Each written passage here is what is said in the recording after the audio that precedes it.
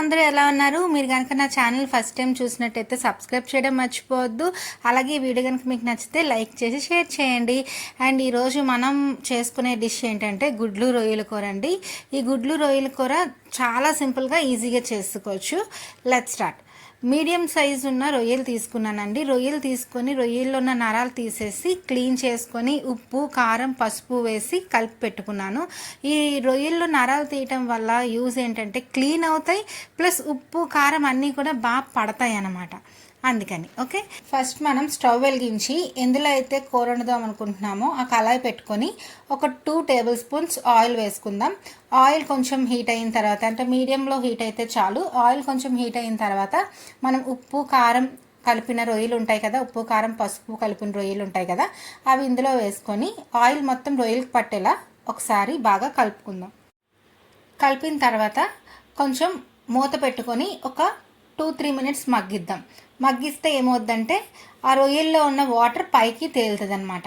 High ఫ్లేమ్లో పెట్టుకొని ఈ ఆయిల్, ఈ వాటర్ చూసారా, ఇది బయటకు వచ్చిన ఆయిల్ వాటర్ అంతా కూడా మగ్గిపోయేదాకా, మొత్తం ఇంకిపోయేదాకా మనం హై ఫ్లేమ్లోనే ముక్కని ఉడికించుకోవాలి. మీరు ఇక్కడ చూస్తే అర్థమవుతుంది. నరం కట్ చేయటం వల్ల ఏంటంటే ఇంప్యూరిటీస్ పోతాయి అండ్ ఈ రొయ్యల్లోకి ఉప్పు కారం అన్నీ కూడా బాగా వెళ్ళి చాలా టేస్టీగా ఉంటుంది అనమాట. అంటే ఎక్కడ చప్పదనం అనిపించదు మనకి. సో ఇలా చూసారా, ఆయిల్ మొత్తం పైకి తేలిపోయిన తర్వాత, ఆయిల్ పైకి తేలుతూ ఉంటుంది మొత్తం వాటర్ అంతా ఇంకిపోయి, ఈ టైంలో మనం రొయ్యల్ని పక్కకు తీసి పెట్టేసుకుందాం. ఓకే, ఈ రొయ్యలంతా పక్కకు తీసి పెట్టుకున్న తర్వాత మనం గుడ్లకి నేను ఫోర్క్తో ఇలాగా కన్నం పెడుతున్నానండి. మామూలుగా అయితే చాక్తో కూడా కట్ చేసుకోవచ్చు, కానీ నాకు ఈ ఫోర్కే అలవాటు. సో నేను ఫోర్క్తో ఇలా మొత్తం 4 సైడ్స్ కూడా ఇలా హోల్స్ పెట్టి కొంచెం మళ్ళీ నూనె వేసుకొని, నూనె కొంచెం మీడియంలో హీట్ అయిన తర్వాత కొద్దిగా పసుపు కొంచెం ఉప్పు వేసుకొని ఈ గుడ్లని అందులోకి వేసుకొని వేపుకుంటాను. నేను మరీ ఎక్కువగా వేపనండి, జస్ట్ కలర్ మారితే చాలు, నేను గుడ్లను తీసేస్తాను. చూసారా, ఇలా కొంచెం లైట్గా కలర్ మారుతుంది అనే టైంకి ఇంకా ఎగ్స్ తీసేస్తాను. ఇదే బాణీలో నేను మళ్ళీ ఇంకొక 4 టేబుల్ స్పూన్స్ ఆయిల్ వేసుకున్నాను. ఈ చుట్టుపక్కల చూసి మాడిపోద్దని భయపడద్దు, ఇదే బాణీలో చేసుకుంటేనే టేస్ట్ ఉంటుంది. రొయ్యలు గుడ్లు ఇందులోనే వేపాం కాబట్టి మన ఉల్లిపాయలు అల్లం వెల్లుల్లి పేస్ట్ వేగేటప్పటికి ఇదంతా క్లీన్ అయిపోతుంది. ఓకే, ఫస్ట్ కొంచెం నూనె వేగిన తర్వాత గరం మసాలా సామాన్లు వేసి ఒక 3 మీడియం సైజ్ ఉల్లిపాయలను తీసుకొని అవి చిన్న చిన్న ముక్కలుగా, వీలైనంత చిన్న ముక్కలుగా కట్ చేయండి. అవి చిన్న చిన్న ముక్కలుగా కట్ చేసుకొని వేపుకున్నాను. తర్వాత కొంచెం కరివేపాకు, మీకు ఆల్రెడీ తెలిసే ఉంటుంది నా వంటలు చూస్తే, ఖచ్చితంగా కరివేపాకు వేస్తాను. కొంచెం కరివేపాకు, ఒక పచ్చిమిరపకాయ ఇలా ముక్కలుగా కట్ చేసి ఈ నూనెలో వేపుకున్నాను. తర్వాత ఒక 2 టేబుల్ స్పూన్స్ అల్లం వెల్లుల్లి పేస్ట్ వేపాలి. అల్లం వెల్లుల్లి పేస్ట్ పచ్చిదనం పోయేదాకా వేపుకోవాలి. అల్లం వెల్లుల్లి పేస్ట్ వేగే లోపల ఒక 2 పెద్ద సైజ్ టమాటాలు తీసుకొని పేస్ట్గా చేసుకోవాలి. ఈ చూసారా, ఇక్కడ అల్లం వెల్లుల్లి పేస్ట్ వేగిపోయినట్టే ఆయిల్ పైకి తేలుతుంది కదా, ఈ టైంలో మనం 2 పెద్ద సైజ్ టమాటాలని పేస్ట్ చేసుకున్నాం కదా, దాన్ని ఇందులో వేసుకోవాలి. వేసుకొని ఒకసారి బాగా మిక్స్ చేస్తే, మీరు చూసారా ఫస్ట్ స్టార్టింగ్ వీడియోలో మొత్తం అక్కడ బ్లాక్గా అయిపోయింది, అదేం లేదు. ఎందుకంటే మొత్తం మనం అల్లం వెల్లుల్లి పేస్ట్ వేపేటప్పుడు కొంచెం వాటర్ వేస్తాం, టమాటా వేపేటప్పుడు వాటర్ వేస్తాం కదా, సో ఆ సైడ్ అంతా వచ్చేస్తుంది. అదే బాణీలో చేసుకుంటేనే టేస్ట్ ఉంటుంది. సో టమాటా మొత్తం వేగిన తర్వాత కొంచెం మూత పెట్టి మధ్యలో కలుపుకుంటూ కొంచెం ఆయిల్ పైకి తేలేదాకా వేపుకోవాలన్నమాట. చూసారా, ఇక్కడ ఆయిల్ పైకి తేలుతూ ఉంటుంది. ఓకే, ఈ టైంలో మనం అలా టమాటా పేస్ట్ వేగిపోయినట్టే.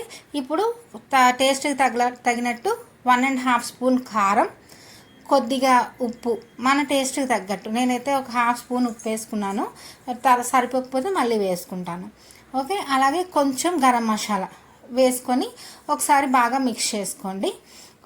కావాలంటే కొంచెం ఒక స్పూన్ వాటర్ వేసుకోండి మాడకుండా, బట్ ఇక్కడ నాకు సరిపోయింది, అవసరం లేదు. జస్ట్ అలా వేపిన తర్వాత ఇప్పుడు ఇందులో నుంచి ఆయిల్ పైకి తేలుతూ ఉంటుంది.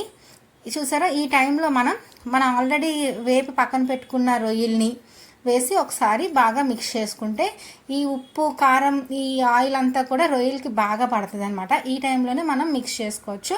అలాగే కొంచెం మనం ఇందాక పక్కన పెట్టుకున్న ఎగ్స్ కూడా వేసి ఒకసారి మిక్స్ చేసుకోండి. మొత్తం అంతా కూడా కలుపుకున్న తర్వాత ఇలాగా చూసారా, ఇలా కలిపిన తర్వాత మూత పెట్టి ఒక 3 మినిట్స్ మగ్గించండి. మగ్గిస్తే అందులో ఉన్న ఉప్పు కారం అన్నీ కూడా కర్రీకి చాలా బాగా పడతాయి అన్నమాట. చూసారా, ఒక 3 మినిట్స్ తర్వాత ఇలా పైకి ఆయిల్ తేలుతూ ఉంటుంది. ఈ టైంలో ఒక్కసారి కలుపుకొని మనకి కావలసినంత వాటర్ని మనం వేసుకోవాలి. నాకైతే అప్రాక్సిమేట్గా ఒక గ్లాస్ వాటర్ పట్టింది. ఫస్ట్ నేను ఒక గ్లాస్ వాటర్ వేసుకొని ఒకసారి బాగా మిక్స్ చేసుకున్నాను. ఆ తర్వాత మిగిలిన వాటర్ కూడా వేసుకొని ఒకసారి కర్రీని బాగా మిక్స్ చేసుకోవాలన్నమాట. మూత పెట్టి ఒక 5 మినిట్స్ మగ్గనివ్వండి. మధ్య మధ్యలో కలుపుకుంటుండండి, అడుగు పట్టేస్తుంది కదా. సో మీడియం ఫ్లేమ్లోనే కొంచెం మరుగుతుండగా ఈ టైంలో కొంచెం కొత్తిమీర వేసుకోండి. అంటే అందరూ లాస్ట్లో వేస్తారు చాలామంది, కానీ నేనైతే మధ్యలోనే వేసేస్తాను, అది కొంచెం మరిగితేనే టేస్ట్ బాగుంటుందని. సో కొత్తిమీర వేసిన తర్వాత మూత పెట్టుకొని ఒక 5 మినిట్స్ మగ్గిస్తే కూర కొంచెం దగ్గరగా అవుతుంది అనమాట. చూసారా, ఇలా ఈ కన్సిస్టెన్సీలో వస్తుంది. లేదు మాకు కొంచెం దగ్గరికి ఇంకా ఈ కన్సిస్టెన్సీ కాదు, ఇంకొంచెం దగ్గరికి కావాలనుకుంటే మూత పెట్టి ఇంకొక 3 మినిట్స్ మగ్గించుకుంటే బాగా దగ్గరికి అవుతుంది. ఈ టైంలో ఏంటంటే ఇలాంటి టైంలో దోశ ఇడ్లీలోకి చాలా బాగుంటుంది.